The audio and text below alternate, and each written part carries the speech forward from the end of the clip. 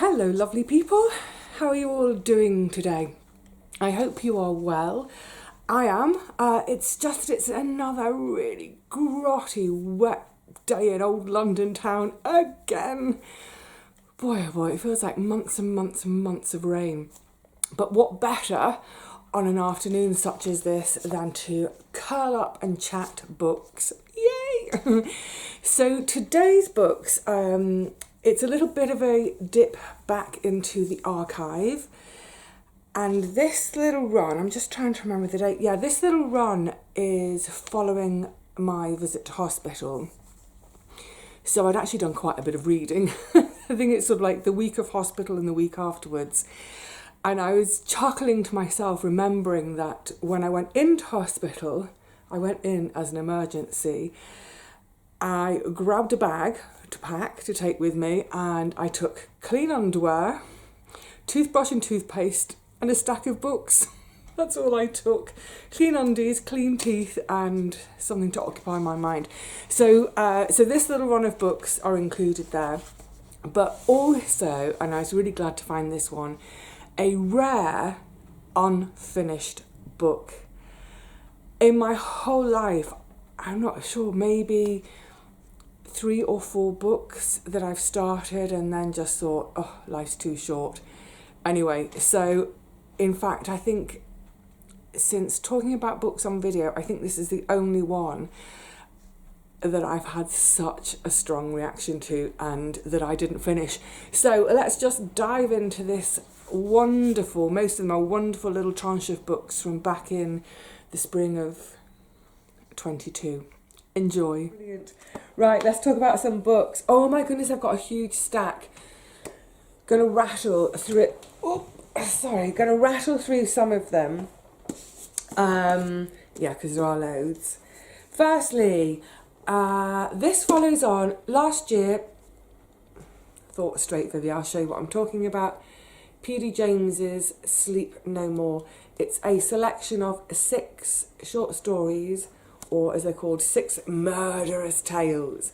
Now, this follows on from this time last year. I read her 6 short stories collection called The Mistletoe Murders. It is not something I would ever pick up. It's just completely off my radar. But, well, for 3 reasons in a way. 1, because it's fiction. Don't read much fiction. 2, because it's short stories. Don't read short stories. And 3, because it's crime fiction. Definitely don't do that, even though I like a bit of Agatha Christie to watch as a film. But that previous one, The Mistletoe Murders, my sister passed on to me. I think she'd been given it, I don't know, well, anyway, she'd been given it. It wasn't her cup of tea. She passed it on because she knows I'll read pretty much anything. I've mentioned it before. I will read the back of a cereal box. It's just give me something to read. So she passed it on to me last winter, whenever it was, along with, I've forgotten who wrote it. It's just called Winter. Odd book. I want to say Ali Smith. Never mind. So this P.D. James had been sitting around for a while. I thought, you know what, I'll give it a go. I loved it. I really, really loved it. I was astonished by how much I loved it because, like I said, short stories. I don't normally do short stories, fiction, crime. Really loved it. It was a bit reminiscent almost of Roald Dahl's Tales of the Unexpected. I'm trying to remember now, but I think they all had a slight twist at the end. Likewise these. So, having read that this time last year, when I finished it, I took it to my little local place to donate to them, and later on saw this on the shelf. Well, actually, one of the members of staff pointed this out, because when I took the books up to drop off, I said, I showed them the P.D. James, and I said, I can't get over how much I really enjoyed it. It's unheard of for me. Anyway, that member of staff later on said, oh, look what's just come in to me. So yeah, I snapped this one up, just finished it, really enjoyed it. I've just thought I'm very kind of coordinated today, aren't I, with the colour of the bureau, my shirt, the book cover. Like a little bit of coordination. So, yeah, thoroughly enjoyed it. That can now go back to that shop and they can sell it again, and it's a bit more money raised for charity. Now, the next book, oh my goodness, this is the book that I hated. Thing is, actually, there's a bookmark that came in it. This came from a really, really good girlfriend of mine. We've been friends for 30 years, more than 30 years. When we all first moved to London, we all ended up in a house share together. So we were all, you know, sort of like 21, 22, straight out of uni, that sort of thing. And we've been friends ever since. We've gone through all sorts of things in life together, you know, births, marriages, divorces, deaths, and stayed friends. And we're very similar in a lot of ways, and in some ways we're not. But it's great. We're always, you know, even when we don't agree on things, great, we still get along. What I loved with this is she's obviously bought it at... oh no, I thought... Oh, she's bought this at Blackwell's in Oxford. I thought for a minute, I was getting confused. I thought she picked it up in Cambridge because her daughter actually she's just doing her finals now as a medical student at Cambridge. Oh, why did I get... Anyway, I got in the model, but I shall keep the little bookmark. It's cute. But yeah, the book, I hated it. I absolutely hated it. There's at one point, I nearly threw this book across the room and called the woman who wrote it names. Now, it's really odd for me, this. So I haven't finished it. And it is rare that I don't finish a book. I think that's maybe happened 4, 5 times in my entire life that I'm reading a book and with this, I read a third of it. So I read about 100 and something pages. Yeah, and let me just quickly double check. In total, it's 320 pages long, and I read just over 100 pages. And I got to a stage and I thought, do you know what? This is before I'd been to hospital. So I was kind of feeling a little bit poorly, and maybe that kind of gave it an edge as well. But I just thought, life's too short. Life is too short to read a book or to carry on reading a book that I blimmin' hate, you know? It's like I always say about the YouTube videos. I don't understand people doing the thumbs down. If you don't like a video, stop watching. Stop watching and go and watch or do something else instead. So it's like that with this book. I initially, in the first 30 pages, I was thinking, oh, I quite like this, I'm going to get on with this. And then I started thinking, not sure where this is going. And then by the end, it was like, yeah, I couldn't stand it. So what's interesting, I want to find out from my friend Kate. Has she read this and loved it, and that's why she's given a copy to me? Has it been recommended to her by someone else, but she's not read it yet? I'm dying to find out, basically, from my friend, if she's read it and liked it. It will be so interesting to have a discussion because I have such a strong reaction to it of dislike. If she has a really strong like reaction, it'll be, yeah, that will be a really interesting, no doubt heated debate. Actually, she phoned me the other day. We were chatting for an hour. She was just finding out how I'm doing after having been in hospital. She sent me a really beautiful convalescence gift. Gorgeous stuff at the bathroom. Anyway, I forgot to mention it, so I'll mention it next time we speak. And hopefully before too long we can meet up face to face and chat about it. Because, yeah, I think I can't remember a time ever when a friend has given me a book that I've not liked. The book is... It's called Untamed by Glennon Doyle. She's an American woman. The premise of this... Okay, so on the back it says, Untamed will liberate women emotionally, spiritually, physically. She was born to write the book just this way at this moment in history. It is phenomenal.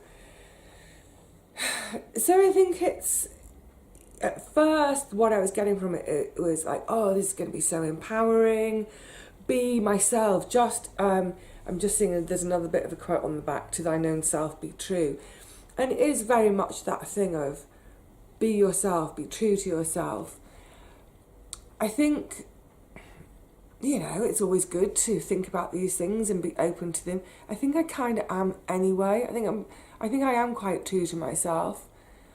Like I said, there's always, you know, we can always work a bit more on ourselves, what have you. But oh my goodness, it got so psycho-babbly, nonsense, claptrap.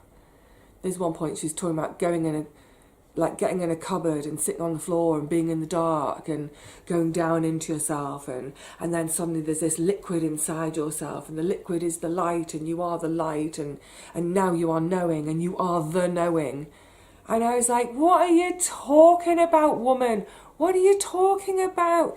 You're talking absolute twaddle. It made me angry. Right, I'm not supposed to be getting angry anymore.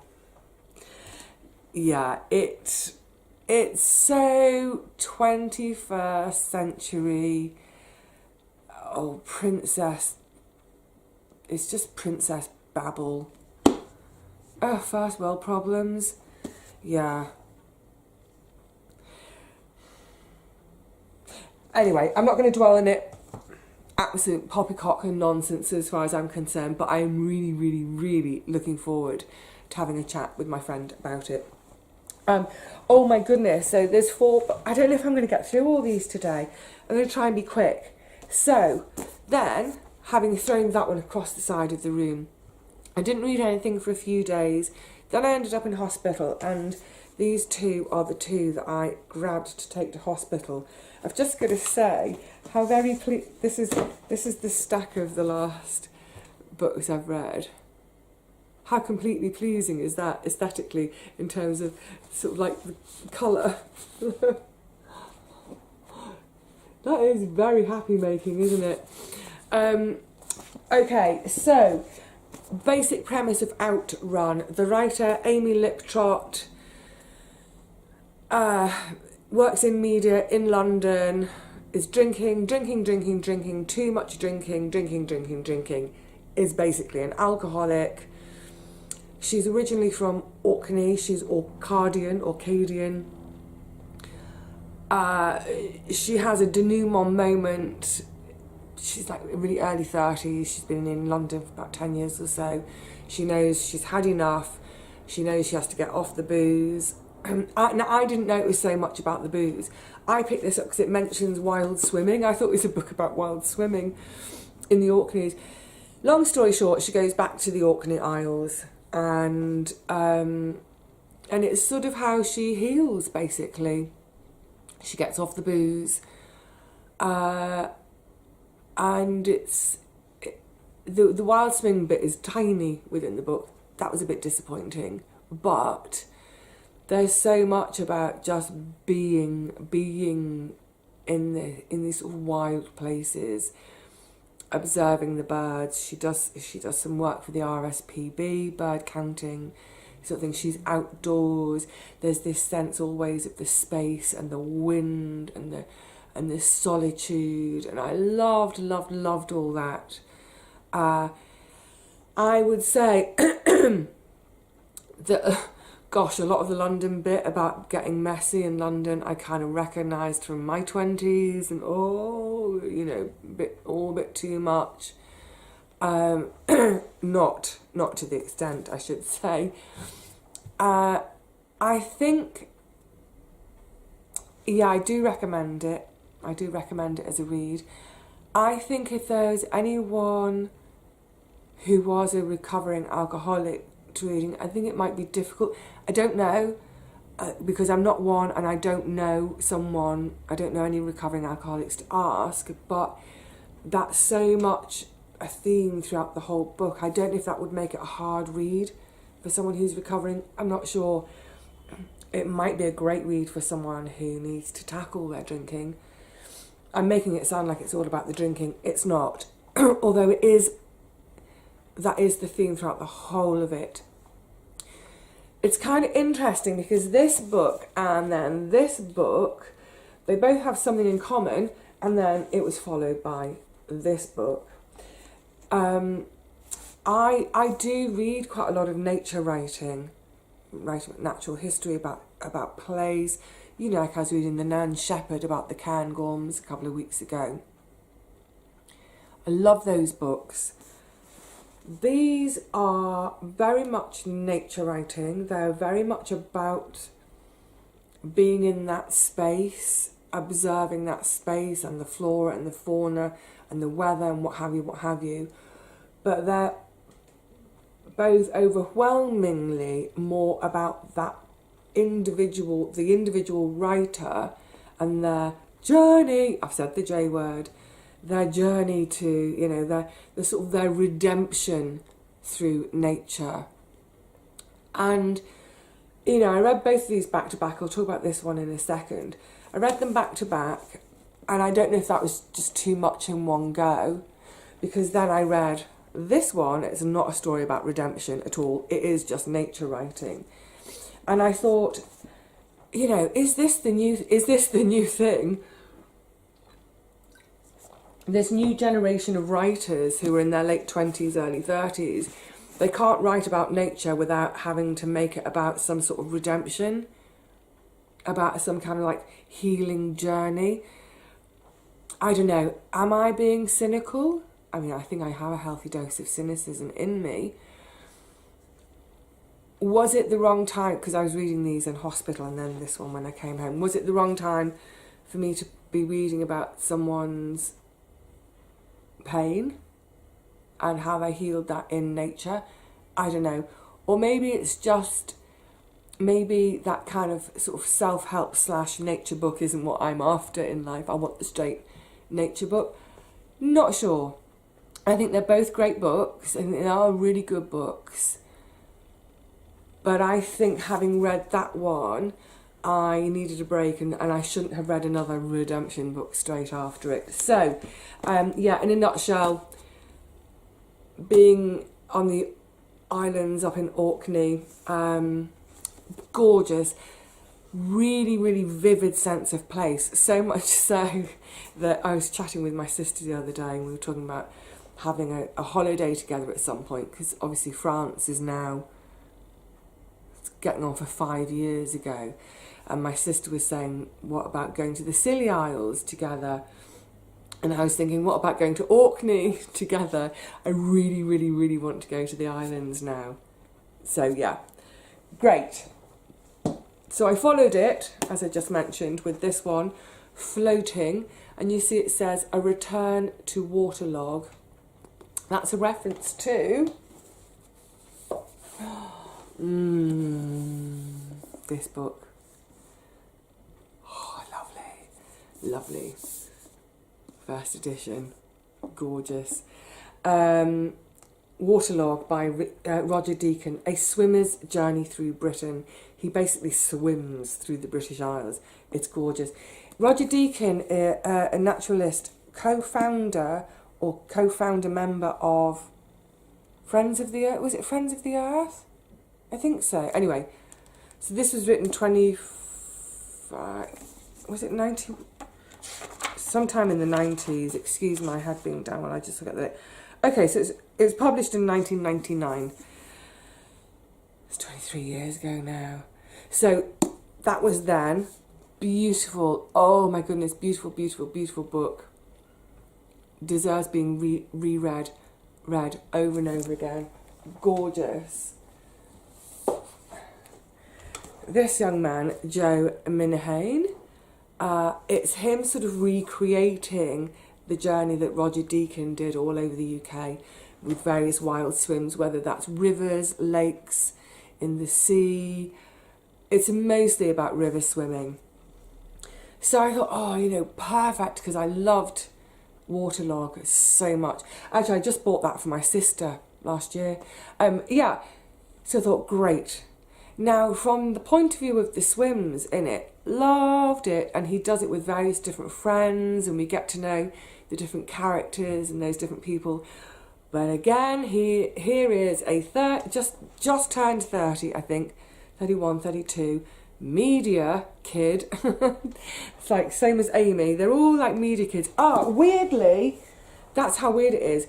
Amy pops up in this. How like bizarre connection. I had no idea. I bought these books probably a year apart. Anyway, yeah, she pops up in this. It's these sort of 30-something hipsters, Hoxton hipsters, all with their angst. Anyway, and also on the cover, there's a quote by Robert Macfarlane, and on the inside, I did buy this ages ago, it says, Robert Macfarlane, The Old Ways, brackets, trilogy, question mark. That was before I knew that that's the Robert Macfarlane. I was talking about this the other day as well. It all comes full circle. It all does come full circle. Anyway, yeah, I enjoyed the swims. I enjoyed the sense of landscape. But it was a little bit, for me, this is just my personal taste, there's a little bit too much about him reminding us that he's anxious, that he gets stressed and anxious.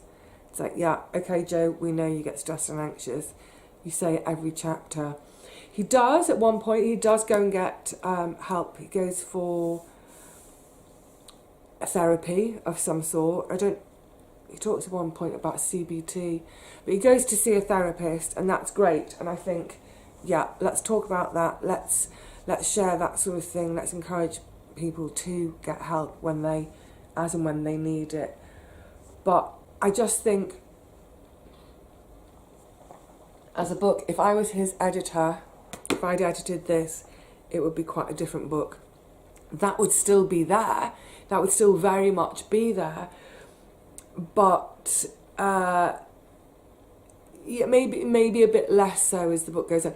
It gets quite repetitive, that side of things. So we get these lovely chapters on the swims and the places he goes and the person he's doing that swim with. Because as I said, he picks up various friends around the country, family.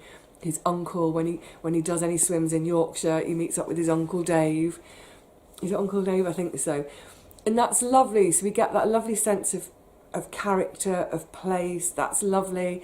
We're enjoying that. And then we're just coming to the end of the chapter, and he reminds us, I'm doing this because I get anxiety. It just feels like it's laid on a bit thick. But like I said, that might be me. That might have just been my state of mind when I was reading it. Don't know. Anyway, I do recommend it, but just beware that there is quite a lot of that chat about anxiety.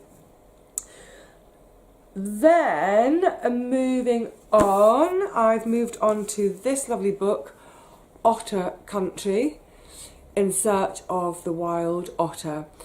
And it seemed like a nice progression from Floating. I really wanted to get away from the kind of the self-help, redemption in nature kind of book. I was done with 30-something media types moaning about anxiety.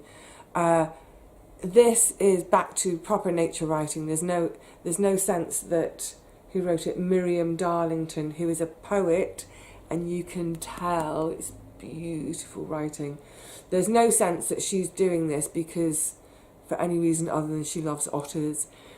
And what's lovely, of course, is otters live in rivers all around the UK. And what had I just been reading about? Swimming in the rivers all around the UK. So it was a lovely progression. And I've got to say, between reading Joe's book and Miriam's book, oh my goodness, I can't tell you how much I want to swim. It's a bit cold at this time of year, but yeah, I could really, really, really, I would love a river swim right now. Gorgeous. And actually coming into this one, again, chatting with my sister about going away, and she was talking about the Scilly Isles. I was talking about Dart, the River Dart in that area.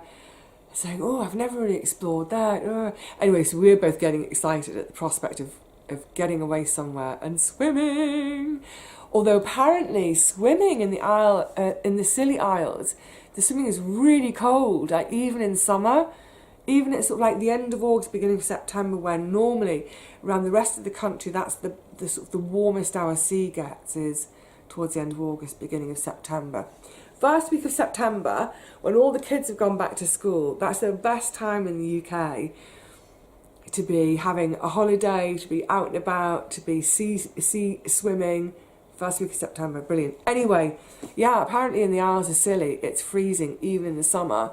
So, might be time to invest in a new wetsuit. Anyway, digressing. Absolutely lovely. I think if you like nature writing, you would enjoy it. But also she references literature that's, we can all think probably straight away of Tarka the Otter, Henry Williamson, Ring of Bright Water, Gavin Maxwell. So she goes, each chapter is a different part of the country, so whether she's in Scotland or Devon or Northumbria. There's a gorgeous chapter in Northumbria. So each chapter is a specific place, but it also relates to some specific literature. So if you're a literature fan too, I think you'll love it. There's references throughout to say Ted Hughes's poems. Lovely. So for me, it was a lovely kind of back to that pure thing, pure nature writing, no self-help in there, just place, smells, sights, sounds, the flora, the fauna, the tiniest detail, the largest picture, a bit of literature thrown in. Thoroughly enjoyed it. I think what I'll do with, not with the PD James and certainly not with the Glennon Doyle, they can go to my little bookshop to be sold on again. I think I'll put all of these in my shop, so anyone who fancies them, I'll keep them cheap and cheerful. They can go in there and hopefully be enjoyed by someone else. And then last one, promise. How long? Oh my goodness, I've been going on for ages. It's just nice to be back and chatting. I needed a complete break. I thought, I just needed a complete break from that kind of book. I was wondering what to read next. I've got a couple of architecture books on there, and I've got one on Leonardo da Vinci that I was like, oh, shall I? I just couldn't settle on what to read next. And then I suddenly thought, oh, I know, yes, because it's been on my shelf for ages. And it was a gift from Lorraine, maybe a year, maybe more ago. Don't know if you know it. The Snow Child. Spellbinding, enchanting, terrific. Great reviews by an author called, I don't know if it's how it's pronounced, but Eowyn Ivey. So it's set in Alaska in the 1920s. It's about a couple who go to settle a piece of land, build a homestead. So obviously that's right up my street.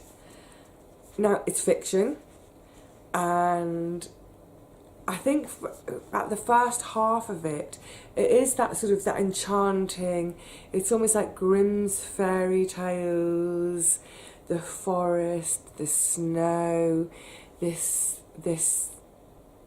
is she real? Is she a sprite? Is she a spectre? The child. I'm not giving anything away by saying any of that. Loved all that. It then became it sort of became a bit ordinary and predictable for me. It lost some of its magic about halfway through. Yeah, it lost its magic. So I really enjoyed it. It was a great diversion, and it was a great kind of, sometimes I need a book that almost acts as a full stop to all the other stuff I've been reading before I launch into another whole different type of reading. I don't know what I read next. I've got a few books, fiction up there, and like I say, I don't read much fiction, but there's a couple from my sister, a couple from my second cousin, and one that came up out of Black History Month last year. So I've got a little tranche of fiction. So I might go into fiction. I might have a little run at fiction now. But yeah, this was a great one in terms of just completely, you know, drawing a line in the sand with all the kind of the natural history, the nature writing I've been reading. I think this is one of those great kind of probably holiday reads, aeroplane reads. It was probably a great convalescence read. You know, it was not hard work at all. It was really easy to read, real page turner. It just, for me, let's see now.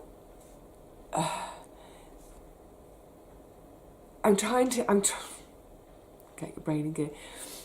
If I think of other sort of, you know, if you think of magic realism, for example, if I think of something like 100 Years of Solitude, or on, say, a smaller scale, The Master and Margarita, Bulgakov.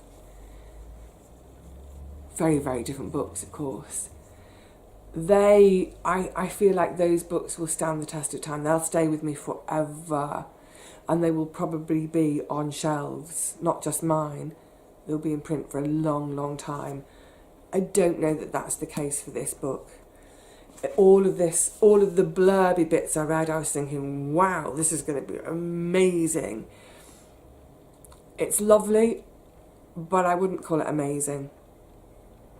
It's not that high up the ladder for me. But I really enjoyed it. That's not to say I didn't enjoy it, I did. And what I liked is at the back there's a little section for reading group questions, if you have a reading group. Maybe the whole book's aimed at a reading group, I don't know.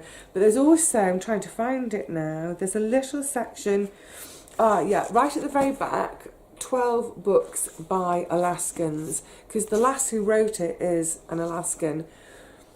So there's some other books mentioned, including Two Old Women. I can't reach it, it's back there. That was a gift, I'm not getting rid of that. Two Old Women. So there's a list here, and I was thinking, I may make a note, I'll have a look, I might make a note of some of these and keep an eye out for them. I'm not going to go hunting for any of them, you know, on purpose. I'm not going to be, I must find this book. You know, I keep coming back to this at the moment. Life's too short. You know, I've got plenty of books here. I don't need any of these books that are written about in the back. But I just thought it was quite a nice idea. Especially, you know, excuse me, I've read quite a lot of books that have come out of Alaska or out of, excuse me, that most northerly parts of North America. But if you were a person who hadn't and you read this, you're like, oh, that's been really interesting to learn a bit about that life. How great to have a little bibliography at the back to give you ideas for some more writing to read. Right. Well, I hope you enjoyed that little collection. Quite an eclectic selection of books. And that reflects the fact that some of them were gifts. There was from my sister, from my bestie Kate, and from Lorraine, who bought me the Snow Child. You know, it's fun to shake things up sometimes, isn't it? And read stuff that's maybe not normally on your radar. Great. And sometimes we try something new and we don't like it. Never mind. Sometimes we try something new and we love it and think, oh, this is a whole other world that's just opened to me. So yeah, keep trying new things, and I really hope, especially, you know, by doing these videos on my channel, I hope that I bring some things to you that you would maybe never have thought of reading, and I hope that I've piqued your interest enough to think, oh, I might give that a go. Yay! Let's keep shaking it up with our books. All right, lovelies, thank you so much for joining me today. I will see you again very soon. Oh, not sure where. We might be in the garden, might be in the kitchen. Whatever, I'll see you again soon. Until then, cheerio.